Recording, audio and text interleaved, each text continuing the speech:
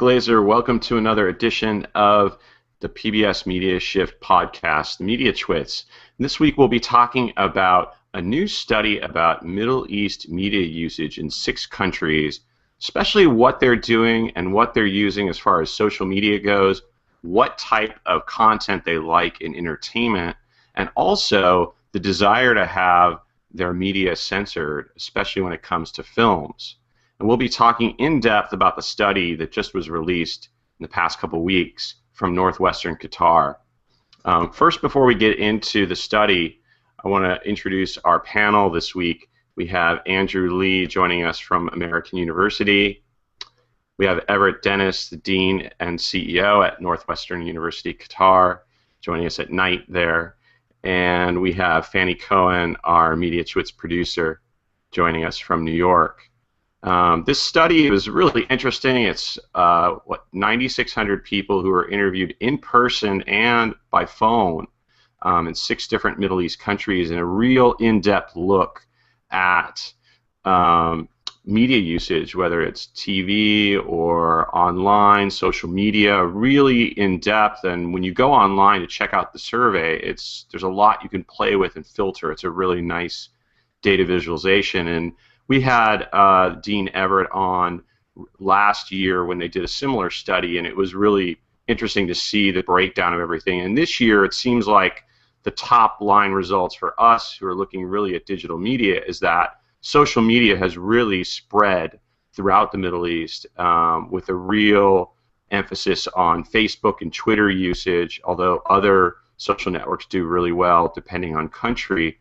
And also this desire by a lot of people in the region. I mean, one of the most consistent findings was that people really desire censorship of typically Western movies that come to their countries and want even more of it from what they're saying in the survey. And this is people who are native to the countries. There's obviously large expatriate populations in some of the countries, but as far as the natives go, they really desire this kind of censorship of films. Ev, this is something that has gone on for a while, but was it something that surprised you, the strength of desire to have film censored? Well, not exactly, because if you go to cinemas here, you do see the evidence right away of film censorship. When you're online, there are relatively few sites that are censored or blocked. There are some, but I should probably emphasize the fact that nobody actually was asked point blank, do you favor censorship? The word censorship was never used. However, it is censorship because it was questions about, do you support government regulation of violent and romantic content? Do you think the oversight of government helps the production of quality entertainment programs? A number of questions like that where people thought it was okay to have regulation, particularly of violent content and so-called romantic content. Now, at the same time, people also said it was okay for entertainment content to portray the problems of society, and that can be pretty deep. And in many ways, some of the echoes of the Arab Spring are found as much in entertainment programming as they are in the news media, in news and public affairs, and that's through comedy. A number of the entertainment programs have been quite controversial, and that's why films are blocked and censored sometimes, because they're fairly often pretty bold, whether it's Arab content, Arab production, or those from Bollywood, or more likely those from Hollywood. Yeah, and in one of your surveys you found, or one of your results, you found that comedy was what the top online video content out of all the different things. I think news trailed behind comedy, which is really interesting, and I'm guessing that's a lot about YouTube, right? It is YouTube, but it's also there's a lot of comedians in the Middle East, both acting in public in various places, and there's an analog to Jon Stewart and to Stephen Colbert in a number of countries that are doing that kind of comedy, which is a takeoff on the news. So there's a lot of it. Comedy tends to be favored more by women than men, and men tend to favor more action films and heavy dramas, and that sort of thing, as well as sports content, whereas women will tend to migrate more toward toward comedy and toward the so-called romantic programs, which are anything from sitcoms to nighttime dramas to anything that involves either sexual content or the hint of it. Andrew, you wanted to make a point about maybe just the way that comedy is used to kind of get around censorship, and it's interesting that they're telling you different things in this survey because they're saying we like comedy, which often is political, but then they're also saying we want more, that it's like they want more content about politics and more honesty around politics, but they want maybe less in-your-face violence and sexual content. Right. Yeah. When I was living in Asia and China for 6 years, you saw the same type of dynamic where the populace definitely sees the government as a sort of cultural vanguard, and I think you see that same dynamic in the Middle East as well. But at the same time, the more onerous parts of that censorship, when it applies to online speech or the ability for mainstream media to say things that the general population is thinking, starts to become a burden. And in that way, as Ev mentioned, comedy becomes a way to bypass or game that censorship. Right? So in China, especially, they use sound-alike words and cartoons and images, which are really hard to be filtered. Right? You can filter text pretty easily, but it's really hard to filter video and pictures. And I think what Ev described and what the survey describes are the use of multimedia in many ways to bypass the very easy filters. You need to actually do some really tough censorship when it comes to multimedia, and that's a harder thing to do, and that's why it's so popular to do those things. Absolutely, and sometimes there's sort of mock criticism. Comedians here are wont to say they can talk about anything except politics and religion and the weather, and so but we move around that, and by doing that, they often really get into the heart of some very critical material. Yeah, and Fannie, did you have a thought about just the way that the view of kind of cultural censorship and things in other countries versus what happens in the U.S.?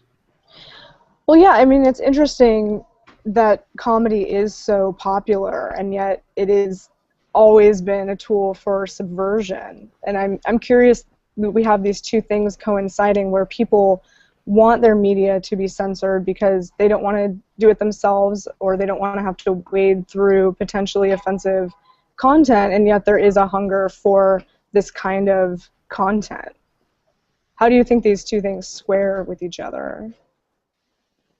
Well, I think that there's a real tension in the Middle East, and perhaps a lot of other places too, but particularly here in developing societies, where on the one hand, people want to prefer anything that's culturally traditional. They like to see traditional themes of religion and respect for family and that sort of thing, and very much hunkering down on traditional dress and that kind of thing in all kinds of television and video fare.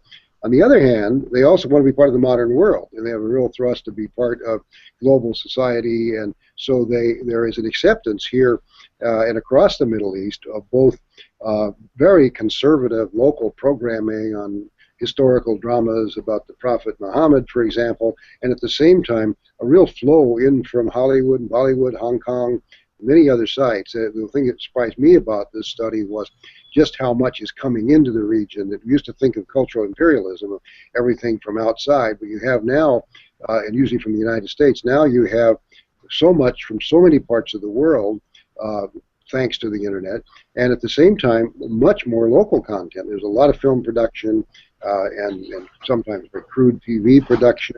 Others, it's better, and it's quite amazing. But one other thing to point out, I think, is that nobody, I think, if you ask people, are you in favor of censorship, which we did not, I suspect we would have gotten a different answer. But if you say, are you in favor of government regulation that will reduce violence on television or protect children or reduce sexual content that may be morally harmful in people's view here, that would be, you get different answers. And in the U.S. there have been Pew studies that have people are very much in favor of regulation of violence government regulation of violent content on television. So we're not entirely in the West free from this kind of eagerness to rush to regulation and laws that we've had on internet indecency and all that sort of thing. That people say that that's just fine. At the same time, they'd say I'm in favor of freedom of expression, and I think that it should be unlimited and absolute on the internet. So I think we're all a little bit hypocritical about this. But certainly any regulation is much more powerful and palpable here, no question. Do you think there's a possibility that people might have answered that question about government regulation kind of in fear of telling the truth, that they really, like on one hand, they can say, yes, I want regulation, I don't want to see this kind of content, but then when it comes down to it, a lot of them actually still view it online or go to it? Oh, I think that's true, but I think in these surveys we have not found much fear of government. Surprisingly, people are quite open and they're very supportive of their government, and so in most instances, not every country, because you certainly have some draconian rule in some of the countries that we looked at, but I think for the most part there's a sense of stability that people want, and they see that anything that would desensitize children to violence, they would like to see some control over that. So I'm not too alarmed by that. In fact, the real story here for me is that is the glass half empty or half full, and to me it's both. But 5 or 10 years ago, I suspect much of this content wouldn't have been out there at all, and certainly there wouldn't have been any of the kind of heavy penetration of internet and use of Facebook, etc., which is allowing a great deal of freedom. Not as much as in the West, but given these societies here, it's really remarkable to see this kind of thing. And what we find now is that you'll hear about some absolutely outrageous thing that's happened involving censorship, or in the case of Qatar, a poet who was jailed a year ago, and there's international reaction to that, and there's a lot of publicity. And what people tell me is that 10 years ago, if that had happened, you wouldn't have heard about it. No one would have known. It would have happened. But now there's a certain half full glass in thinking, well, at least we see more of this, and if you see it, then you can talk about it, you can do something about it, and at least it's out there on the public agenda. Andrew, did you want to jump in on this too? Yeah, I was wondering, I was going to ask Ev a question. I mean, one of the interesting phenomena of having Facebook, and I think part of your report also talks about TV news watching, and certainly Al Jazeera has been a force in providing a reliable news source across the Arabic-speaking countries there. And then also Wikipedia, which I study, has shown that Wikipedia is used across all these regions in very consistent ways. And the use of those platforms, now with Facebook, Al Jazeera, and Wikipedia, you're binding together areas that formerly had different dialects of Arabic. They never really spoke the same Arabic. And now these three things are actually unifying these groups in a way that makes kind of a new type of Arabic, and some people call this Al Jazeera Arabic or some other type of internet Arabic. Do you have any insight into that, living there or doing the survey, in terms of the effect of these electronic platforms in unifying some kind of dialogue? Well, I understand there were there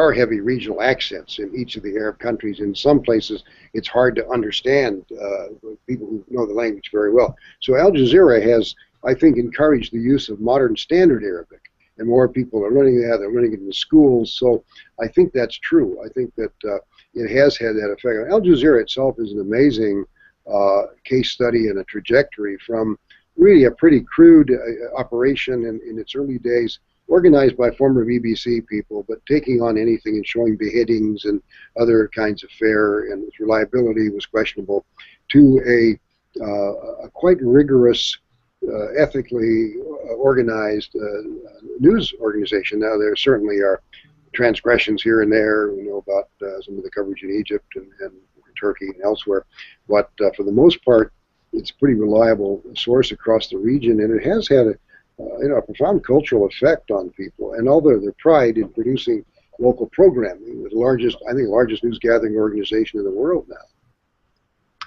Yeah, now they're suing the Egyptian government over, kind of being the kind of being kicked out of the country in a way, which is a really, I've never heard of a news organization actually suing the country over that.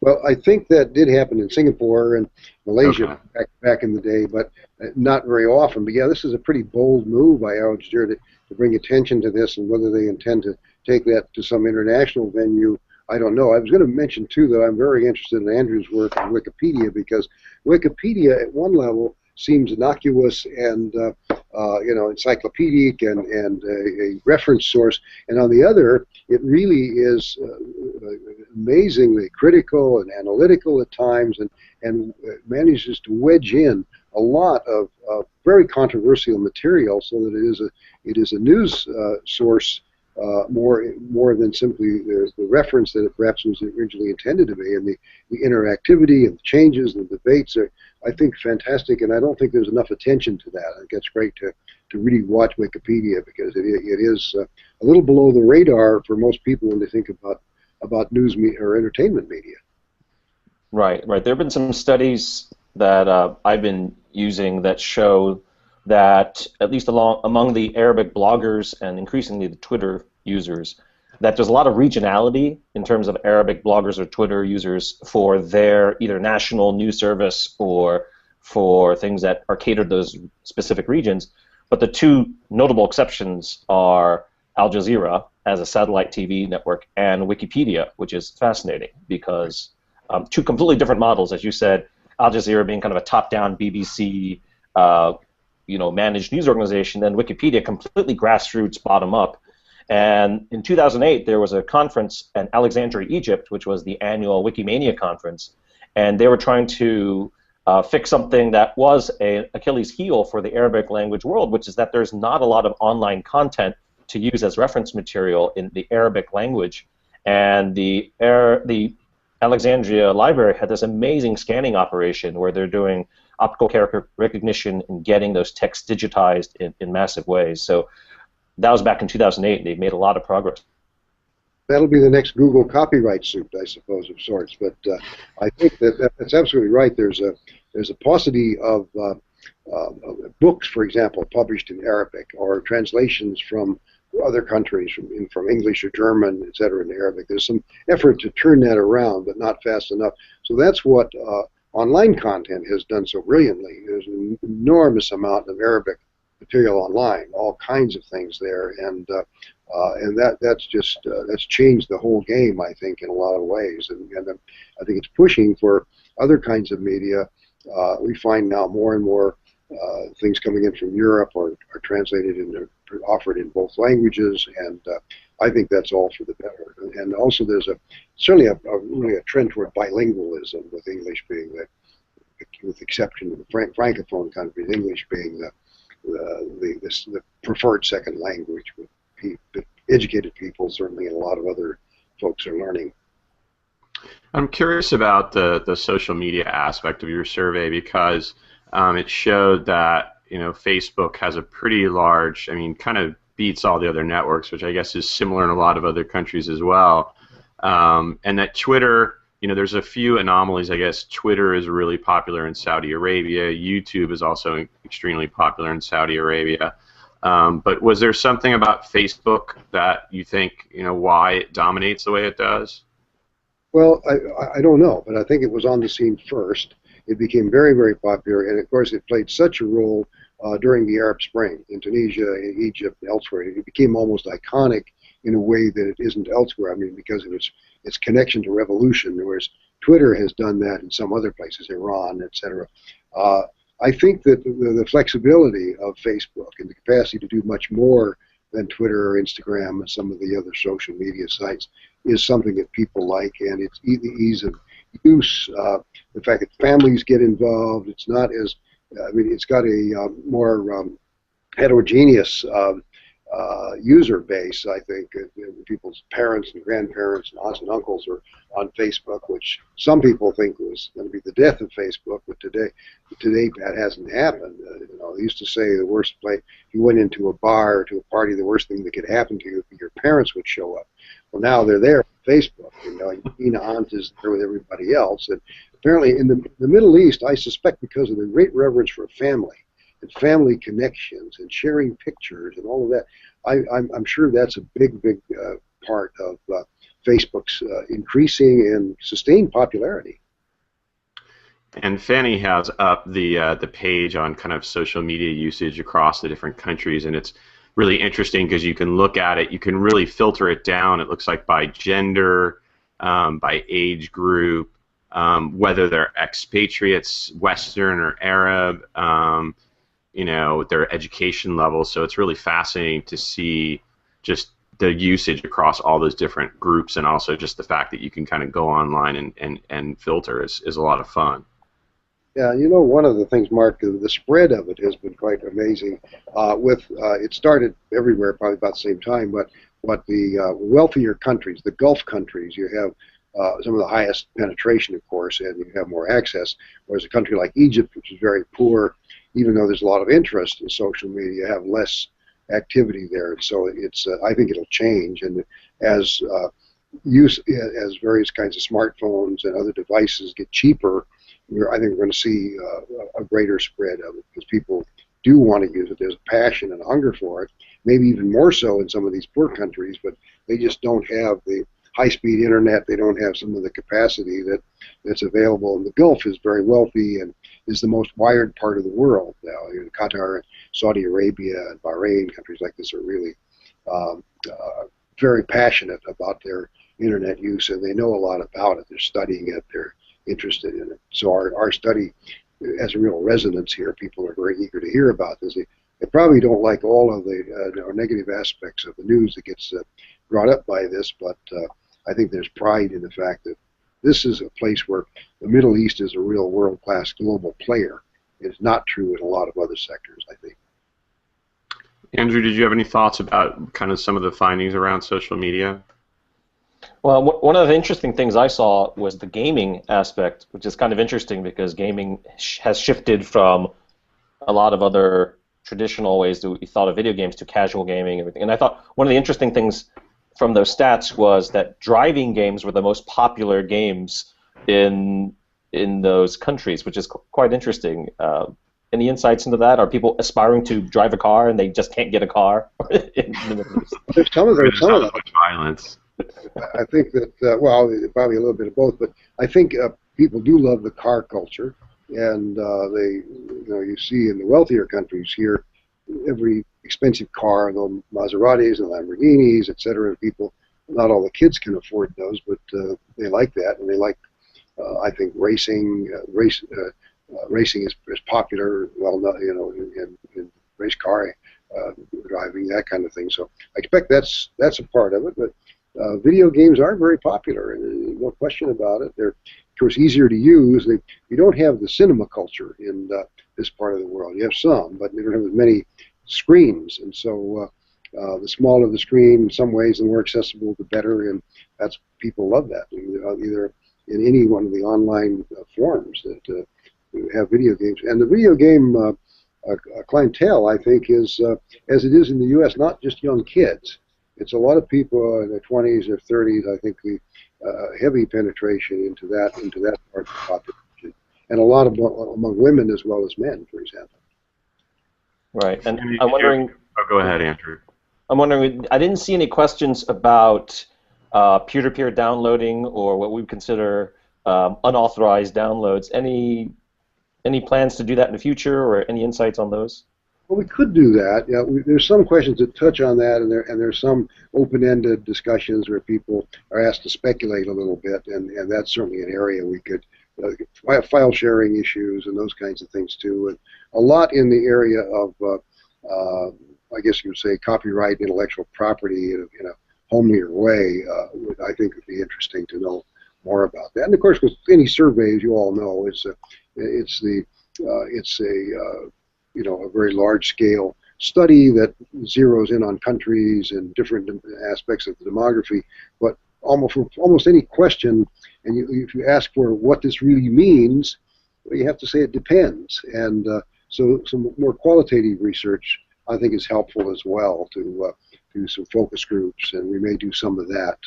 We've done a bit of that. We've looked at the other literature on it, and we thought it was important to do this study because so much of what's done has been very speculative without a lot of hard data, and this was a step toward that. But we're not averse to a lot of other ways of cutting these data and digging into it in a critical and qualitative sense. Fannie, did you have any other thoughts around kind of the social media parts of the study, or other things in there? I'm curious. I mean, it seems like Facebook is way more popular than any other kind of social media, and I think Facebook has a lot of dynamic elements to it, but more and more Facebook and social media is becoming picture-based. It's about sharing pictures and also about sharing videos, and I'm curious how you think that works with the culture, because it's also a more private culture and something that we are grappling with. Do you post a picture of somebody without their permission? How do you tag them? And I'm curious if that has come up in conversation, and why you think it's so popular. Well, it has, and there is an aversion here to funnel face pictures of people without their permission and that sort of thing. But that seems to be being bypassed in this new culture, where you have kids doing the selfies all the time, and they now have the at parties the other night. I noticed they had the long extension that went out beyond the capacity of just holding with your arm, and you could do wide-angle shots and get a lot of people in them, and there seems to be enormous enthusiasm for that. One of the contradictions is that when we have videos and photography done here with our students, for example, they love to get into the pictures and join in and be photographed and have been memorialized. But when we go to publish it, they don't want to be in the picture. So we always do two. We always say anybody who doesn't want to be in one of our publications, step out, and they'll step out, and 10% will step out. But I think somehow the Facebook depictions are moving around that, and that's a fascinating thing. That may also speak to the fact that fewer of the actual citizens of some of these countries, places like UAE and Qatar, have a very small percent of actual citizens, native-born citizens, versus residents and expats, and they tend to use Facebook and social media less than others, and that may account for the more conservative religious strain where they think this is a bad idea, and there's not a lot of the visual culture here is changing, though, I think, from not having a lot of physical depictions, and particularly in religious work. It still is not true, and it's true that you don't have depictions of prophets or of other religious leaders sometimes, and I think that's part of this tension between the traditional and the modern. And you have kids in families where the parents are enormously conservative and don't want anything photographed or their picture anywhere, and the kids are out there on Facebook and sharing files. So it's go figure. Definitely. Well, thanks a lot. I appreciate your insight, and we'll look forward to more of these kinds of reports, because they give us a lot of insight into cultures that we only know a little bit about. So it's good to have something a little deeper and also nice to look at and be able to kind of filter on our own. I'm going to website, is MediaShift.org, and we'd love to have people look at it and give us some feedback and give us some criticism. We want to continue to do this, and we want to push the envelope a little bit and improve every time we're out there. And it's been great to be with all of you tonight. Thanks a lot. Yeah, thanks. And I want to thank our whole panel, Andrew Lih from American University, Everette Dennis from Northwestern University in Qatar, and Fannie Cohen, our MediaTwits producer. You can catch us each week on Friday at MediaShift.org for the MediaTwits podcast. Have a great week, everyone. Take care.